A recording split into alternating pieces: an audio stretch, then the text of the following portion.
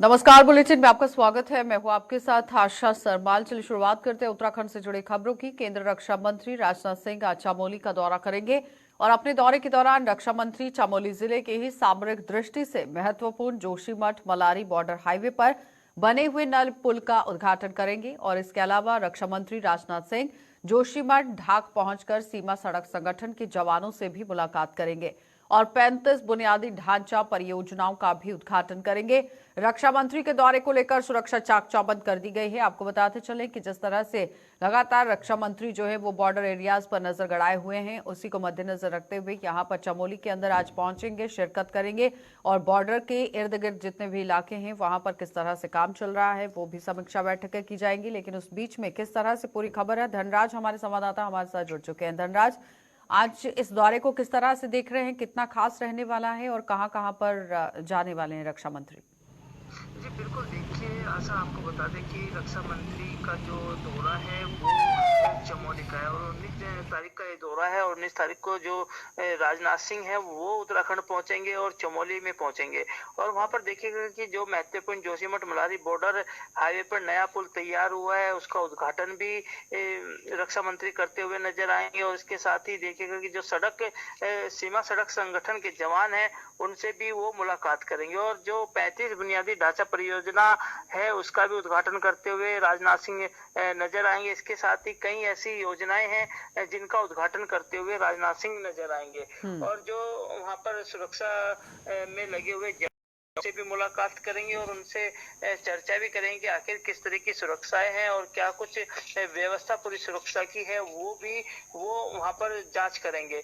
और देखिएगा कि जिस तरीके से जो तैयारियों की यदि बात करें तो अभी से ही बीआरओ ने पूरी तैयारी कर ली है क्योंकि रक्षा मंत्री है, उनका एक प्रोटोकॉल होता है और उनकी तैयारी के लिए तमाम तरह की जो तैयारी है, सुरक्षा की तैयारी है, चप्पे चप्पे पर पुलिस के जवानों की कड़ी चौकसी रखने की बात की गई है। उसके साथ ही जो एसपी चमोली है सुरक्षा व्यवस्था को लेकर ग्राउंड जीरो पर भी मौजूद है और ढाक में पेयजल, विद्युत सहित चिकित्सा संबंधी सभी व्यवस्थाओं की पुख्ता इंतजाम, चप्पे चप्पे पर भी पुलिस के जवानों की कड़ी चौकसी रहेगी।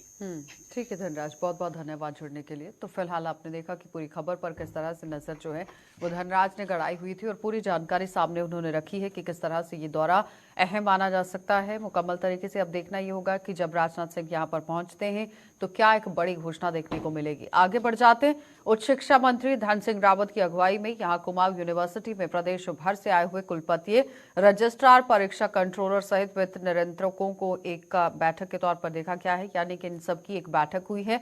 लगभग 3 घंटे चली इस बैठक में कई महत्वपूर्ण बिंदुओं पर विचार विमर्श किया गया और बैठक के बाद मीडिया से रूबरू होते हुए उच्च शिक्षा मंत्री धन सिंह रावत ने कहा कि बैठक में कई महत्वपूर्ण निर्णय लिए गए हैं, जिसमें प्रदेश के डिग्री कॉलेजों में एक साथ परीक्षाएं कराना और एक ही समय पर परीक्षा परिणाम घोषित करने के साथ ही प्रदेश भर के डिग्री कॉलेजों में एक चुनाव कराए जाने पर चर्चा की गई। और उन्होंने कहा कि चर्चा के बाद एक ही समय पर दीक्षांत समारोह कराने का भी खाका तैयार किया गया है। उन्होंने ये भी कहा कि विश्वविद्यालय में खाली पड़े हुए पदों को भरने के लिए 40 दिन के भीतर विज्ञापन जारी करने के जो दिशा निर्देश हैं वो जारी कर दिए गए हैं। और शिक्षा मंत्री ने कहा कि मेधावी छात्रों की कोचिंग, रिसर्च के लिए भी सरकार छात्रवृत्ति योजना लाने जा रही है ताकि छात्रों को आगे बढ़ने का मौका मिल सकेगा।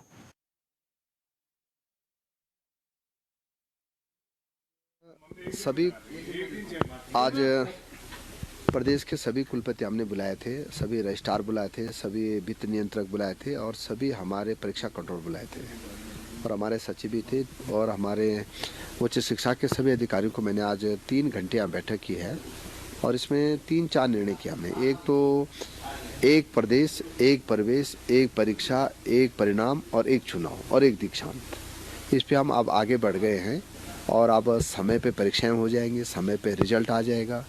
दूसरा, हम जितने पद विश्वविद्यालयों में, डिग्री कॉलेजों में खाली हैं उसके लिए भी 40 दिन का कैलेंडर बना दिया है कि वो इसका विज्ञापन जारी करेंगे। तीसरा हमने क्या है कि साल बच्चों के लिए पुस्तकों से लेके, बिल्डिंग से लेके, लाइब्रेरी से लेके जो भी बच्चों को और ज़रूरत है वो भी पूरा दिया जाएगा। और एक बड़ा निर्णय हमने किया है कि जो बच्चे रिसर्च करना चाहते हैं, जो बच्चे आईएएस कोचिंग करना चाहते हैं, पीसीएस की कोचिंग करना चाहते हैं, उन बच्चों को सरकार की तरफ से अलग से जो है एक छात्रवृत्ति योजना भी लॉन्च की जाएगी ताकि बच्चों को, जो मेधावी बच्चे हैं, उनको जो है हम अच्छे अच्छे जगह भेज सकें। तो कुल मिला के काफ़ी आज चर्चा हुई है और मैं कह सकता हूं कि उच्च शिक्षा में हमने काफ़ी सुधार किए हैं और उन सुधारों को हम आगे बढ़ा रहे हैं ताकि हम देश और दुनिया की रैंकिंग में अपने विश्वविद्यालयों को आगे ला सकें।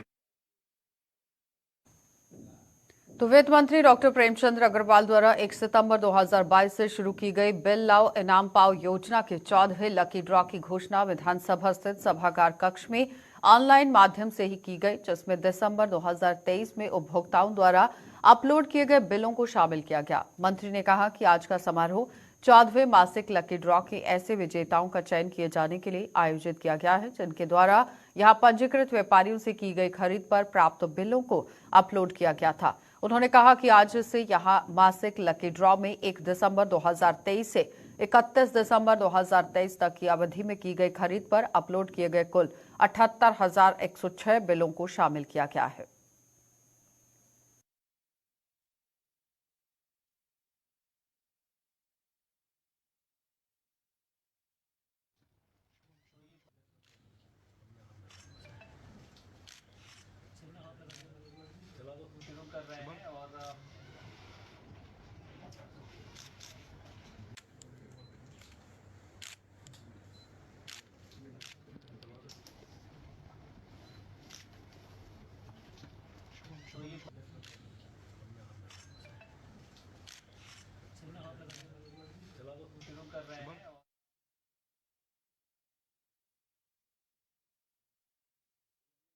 ड्रॉ निकाला है 14वां था।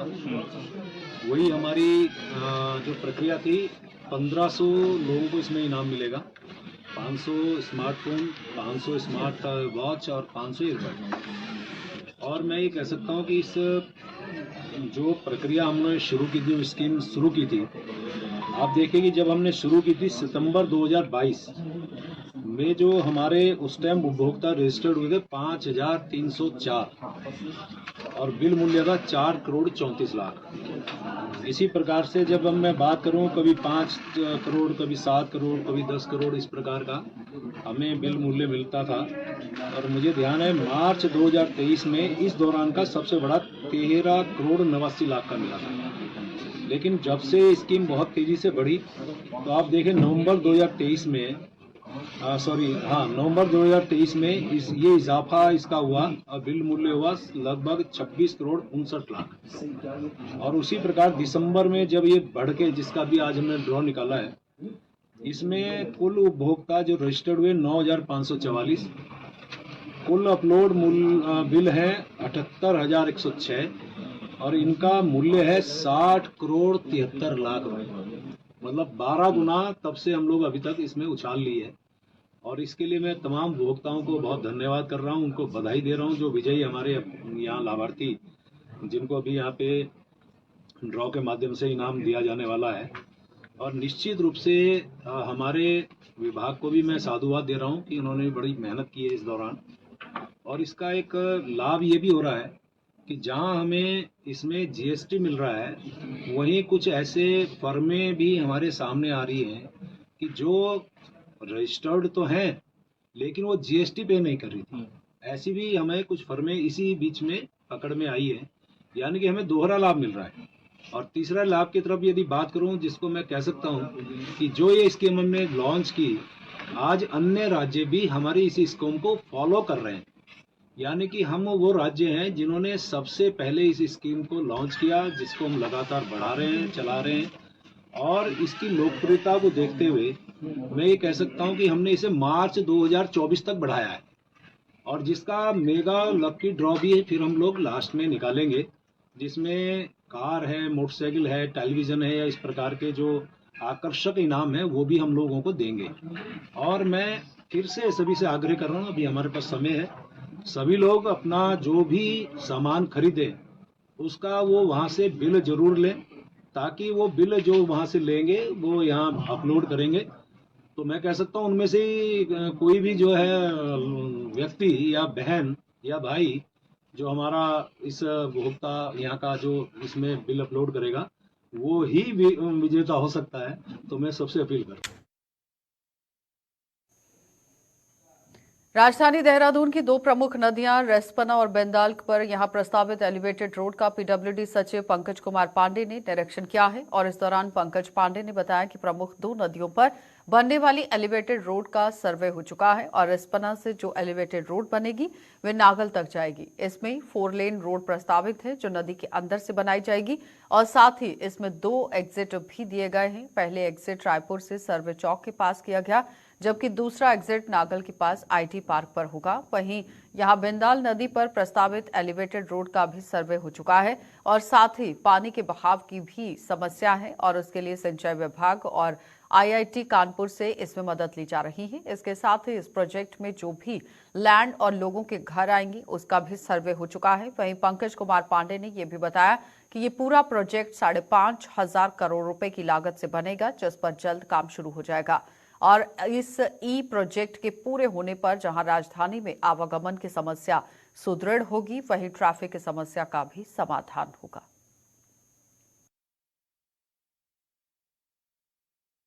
रेस्पना और बिंदाल नदी पे हम लोग एलिवेटेड एक स्ट्रेच डेवलप कर रहे हैं। उसमें विधानसभा से जो हम लोग रेस्पना से शुरू कर रहे हैं वो आगे जाके हम लोग नागल तक उसको लेके जा रहे हैं। ये रेस्पना नदी के अंदर से पूरा स्ट्रेच जाएगा। 4 लेन रोड प्रस्तावित है। इसमें कुछ पोर्शन लैंड एक्विजिशन का भी इसमें संभावना है आने की।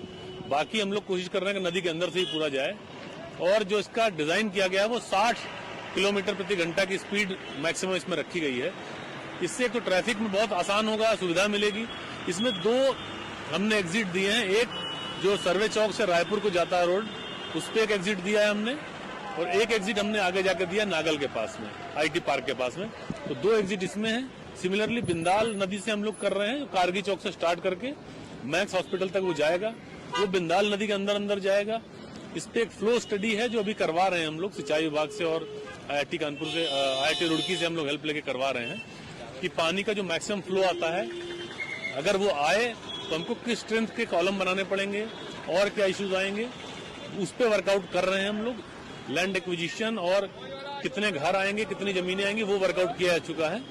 ये दोनों प्रोजेक्ट मिला के लगभग 5,500 करोड़ का प्रोजेक्ट है और इस शहर के लिए जो राजधानी भी है हमारी वर्तमान में, इसके लिए एक बहुत महत्वपूर्ण प्रोजेक्ट होगा क्योंकि ट्रैफिक और लोकल जो डेली के जो मूवमेंट करने के लिए लोग जो होते हैं उनको बहुत सहूलियत मिलेगी इसके।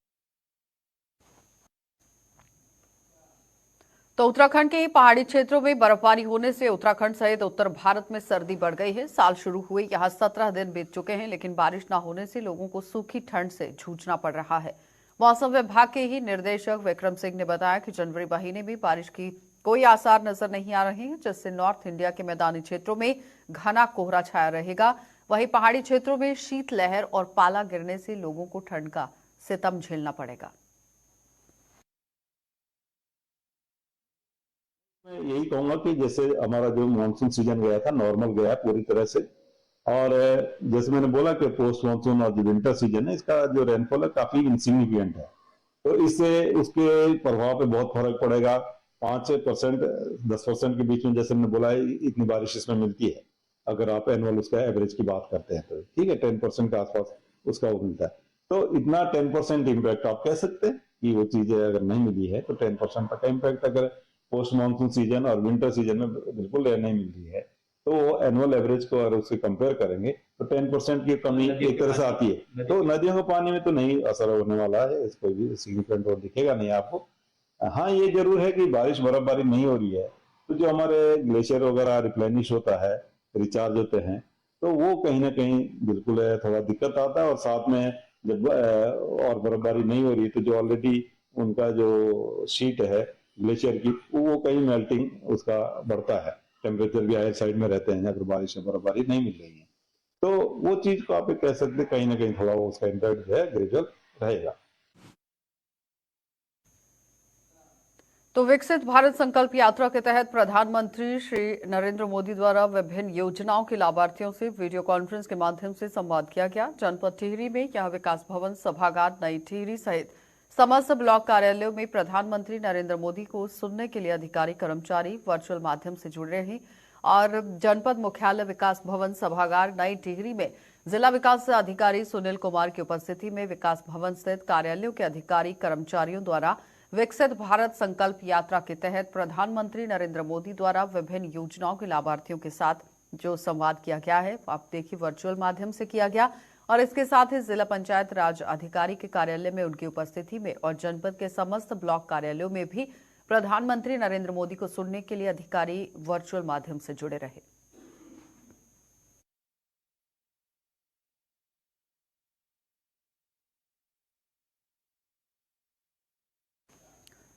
तो टिहरी जिले में शीतलहर के कारण ठंड का प्रकोप बढ़ने से आम लोगों को काफी परेशानियां झेलनी पड़ रही हैं। जिलाधिकारी मयूर दीक्षित ने शीतलहर को देखते हुए सभी नगरपालिका और पंचायतों के साथ साथ सभी अधिकारियों को अपने अपने इलाके में अलाव जलाने की व्यवस्था करने के दिशा निर्देश दे दिए हैं और इसके साथ ही उन्होंने बिजली विभाग के अधिकारियों को भी बिजली की व्यवस्था सही रखने के निर्देश दिए।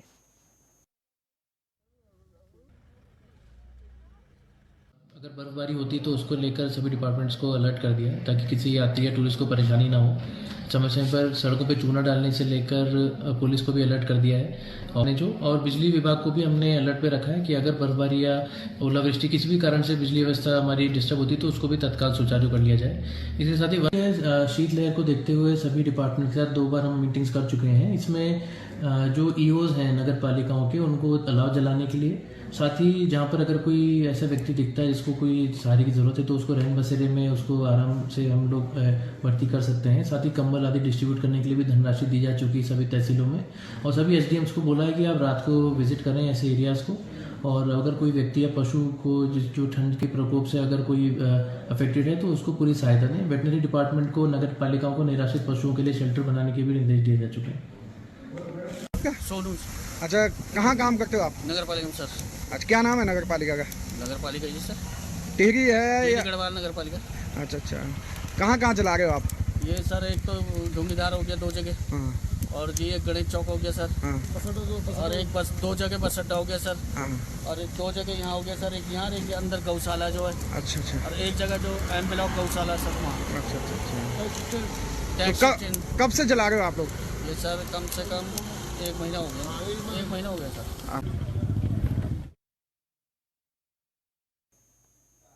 त्यागी भूमिहार ब्राह्मण समाज समिति की राष्ट्रीय अध्यक्ष यहाँ मांगेराम त्यागी के देहरादून आवागमन पर उनका भव्य स्वागत किया है। क्योंकि आगमन वहां पर हुआ है तो स्वागत समारोह में ब्राह्मण समुदाय के लोगों ने बढ़ चढ़कर हिस्सा लिया है। स्वागत समारोह में समिति के प्रदेश अध्यक्ष के दायित्व की भी घोषणा की गई। इस अवसर पर त्यागी भूमिहार ब्राह्मण समाज के राष्ट्रीय अध्यक्ष ने कहा कि उनका संगठन का मुख्य उद्देश्य सामाजिक कुरीतियों को दूर करना है। उन्होंने कहा कि जो लाभ यहाँ पर लोगों को मिलना चाहिए उस पर काम होगा। जो लोग अपने माता पिता को वृद्धाश्रम में भेजते हैं उन लोगों पर कार्रवाई होनी चाहिए। इन लोगों का समाज से बहिष्कार कर देना चाहिए।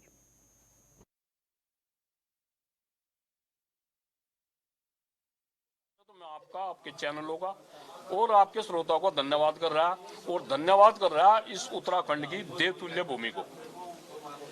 ये जो संगठन है, कोई भी संगठन जब बनता है, जब मामला परेशानी से ऊपर हो जा, त्यागी भूमिहार ब्राह्मण समाज का जो संगठन बना, ये पहले तो सामाजिक कुरीतियां जैसा नशाखोरी, और एक हम आपके चैनल के माध्यम से आ रहे हैं कि वृद्धाश्रम पर ज्यादा हो रहा है। वृद्धाश्रम वहां बन गया हर जिलों में, भाई बनाओ नहीं ना तोड़ो। जो वृद्धाश्रम में माँ बाप को भेज रहा है उस पर कार्रवाई करो। चूंकि राम जो है ना हमारे लिए ही है, जो हमारे माँ बाप है ना, इनसे बड़ा राम, श्री राम और भगवान और ऊपर वाला कोई नहीं करता। ये जब बड़े बड़े हाई लेवल की जो सोसाइटियों में या हाई लेवल की पढ़ाई करके बच्चे और उनकी पत्नियां जो हैं उसका वो कर रहे, वो कहीं ना कहीं टीस का कारण है। हम उसकी भी मांग करते हैं सरकार से, और यहाँ के जो मुख्यमंत्री है धामी से हम ये मांग कर रहे हैं, भाई इन पर भी अंकुश लगाओ और ये इनकी लिस्ट बनाओ और इन्हें सामाजिक बहिष्कार करो इनका, और कोर्ट भी इन पर कोई ना कोई प्रॉपर्टी इनकी इनसे छीन कर सरकार को दी जा।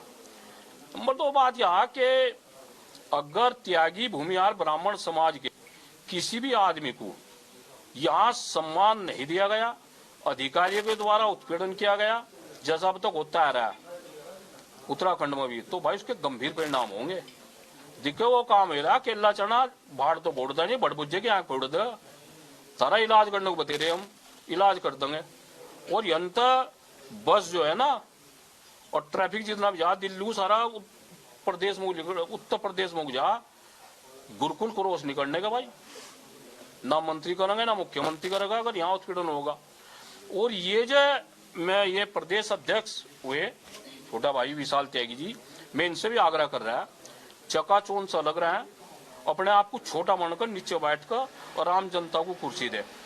और 36 कौम की कोई भी जाति हो, सबके गरीब कन्याओं के उसमें शादी करनी, गरीब बच्चा का पढ़ना चाह रहा है उसका फीस का इंतजाम, और किसी को ब्लड की जरूरत हो उसे भी हमारा जो संगठन है वो भी मुहैया कराओगा। और इन्हीं बातों को लेकर सबको ये संगठन बनाने को की गई। और 99% वोट हम जिन पार्टियों को दे रहे, हम उनसे भी मांग करते हैं कि हमारे समाज को प्रतिनिधि मिले, लोकसभा मिले और विधानसभा में मिले। नोइना बा कंधे बा धर दिया त्यागी वो है गए और ब्राह्मण और राजू है गए, ये नहीं भाई अब चलने का। जैसा कि हमारे राष्ट्रीय अध्यक्ष मांगेराम त्यागी जी ने अभी आप लोगों को बताया कि जो समाज है त्यागी भूमिहार ब्राह्मण समाज समिति, ये कोई राजनीतिक प्लेटफॉर्म नहीं है। ये एक समाज को लेके हम लोग जो है एक मुहिम छेड़ी है जिसमें समाज के बच्चों की तरक्की, और अगर कोई व्यक्ति हमारे पास आता है, दूसरे समाज से भी आता है, अगर वो किसी कठिनाई में है और उसको कोई उसकी सुन नहीं रहा है, तो ये समाज आगे बढ़कर उनकी मदद करने के लिए हर संभव प्रयास करेगा और हर संभव मदद कराने की कोशिश करेगा। अल्मोड़ा के ही जाखन देवी क्षेत्र में सिविल लाइन निर्माणदायी संस्था के ट्रैक्टर ने एक बाइक सवार को कुचल डाला है। सीसीटीवी में कैद हुए इस हादसे में बाइक सवार की दर्दनाक मौत हो गई। हादसे में घायल हुई जो व्यक्ति हैं वो देखिए किस तरह से अब परिवार वाले भी आरोप लगा रहे हैं, क्योंकि हादसे के बाद घायल को बेस अस्पताल लाया गया था, जहां डॉक्टर ने उसे मृत घोषित कर दिया। मृतक की पहचान हरीश बिष्ट के रूप में की गई और इस हादसे के बाद यहां कॉन्ट्रैक्टर के ट्रैक्टर चालक और श्रमिक मौके से फरार हो गए हैं। मृतक के परिजनों ने दोषियों के विरुद्ध कड़ी कार्रवाई करने और मुआवजे की मांग की है। पुलिस आगे की जांच के लिए आप पूरी देखिए किस तरह से तफ्तीश करती हुई नजर आएगी, क्योंकि जांच करने के लिए पूरी तरह बीड़ा जो है वो पुलिस ने उठा लिया है।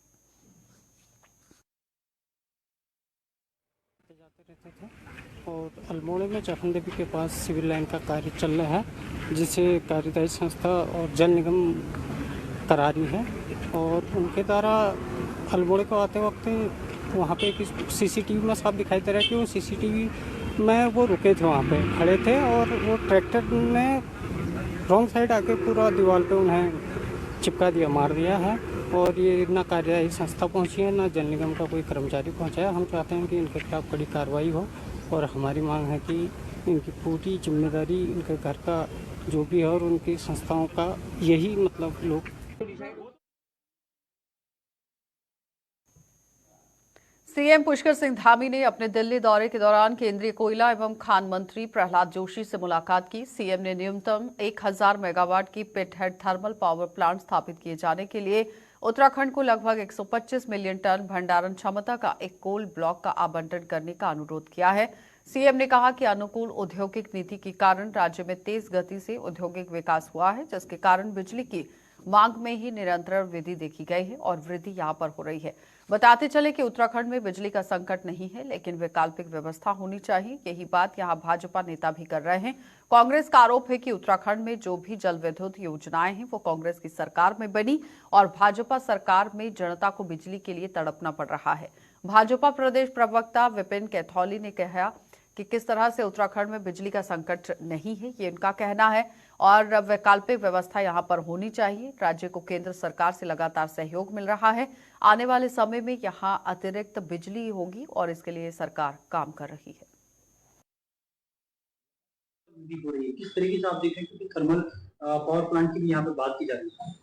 देखिए, उत्तराखंड को ऊर्जा प्रदेश के नाम से भी पूरे देश के अंदर जाना जाता है और जो भी यहाँ पर जल विद्युत परियोजनाएं कांग्रेस सरकार के दौर में बनी और उसके बाद आपने देखा कि राज्य में कोई जल विद्युत परियोजना जो है भाजपा की सरकारें नहीं बना पाई और उसके बाद भी जो है इस राज्य को बिजली के लिए तरसना पड़ रहा है। ऊर्जा प्रदेश होने के बाद भी दूसरे राज्यों से हम महंगी बिजली खरीदने के लिए मजबूर हैं। आम उपभोक्ता देश में लगभग सबसे महंगी बिजली उत्तराखंड में खरीद रहा है। आखिर इसके क्या कारण? सरकार जो है ऊर्जा प्रदेश का जो सपना है उसको साकार क्यों नहीं कर पाई है? केवल बयानबाजी हो रही है। अब अगर सरकार कोयले से बिजली उत्पादन की बात कर रही है, विचार अच्छा है, होना चाहिए, इस पर आगे बढ़ना चाहिए। अगर राज्य में बिजली की किल्लत कम होती है, राज्य वास्तव में ऊर्जा प्रदेश बनता, तो ये बुरा विचार नहीं है। लेकिन क्योंकि भाजपा सरकार जो कहती है उसको कभी धरातल पे उतार नहीं पाती है, और इनकी जो कथनी करने का अंतर है वो भी अब उत्तराखंड की जनता भली भांति समझने लगी है। अभी ये सपने तो दिखा रहे हैं, लेकिन ये सपने जो है पूरे भी होंगे, ये धरातल पर भी उतरेंगे। इसको लेकर के राज्य की जनता के मन में जो है भारी संशय है, और ये संशय जो है सरकार की कार्य प्रणाली से ही जो है पनता है। क्योंकि बयानबाजी खूब होती है, हेडलाइन जो है बड़ी बड़ी मेंटेन होती है, लेकिन आखिर जो है सरकार के पास वो इच्छा शक्ति क्यों नहीं है, वो कार्य योजना क्यों नहीं है जो धरातल पे उतर सके? तो